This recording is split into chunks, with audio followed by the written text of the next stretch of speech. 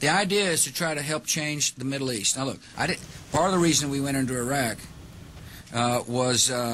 the main reason we went into Iraq at the time was we thought he had weapons of mass destruction. It turns out he didn't, but he had the capacity to make weapons of mass destruction. But I also talked about the human suffering in Iraq, and I also talked the need to advance a freedom agenda.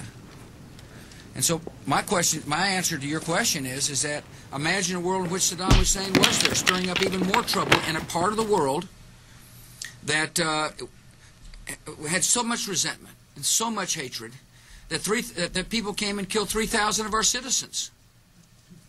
You know, I've heard this theory about, you know, everything was just fine until we arrived, and you know, kind of the stir up the hornet's nest theory. It just doesn't hold water as far as I'm concerned.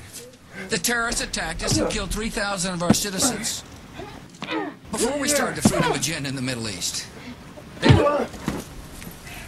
What did Iraq have to do with what? The attack on the World Trade Center.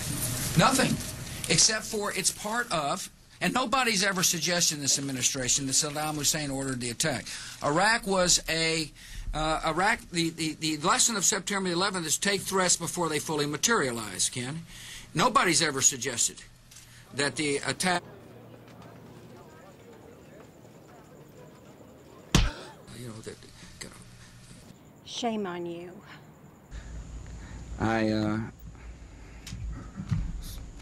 It's an absurd insinuation. Get him at $250. I don't make the rules.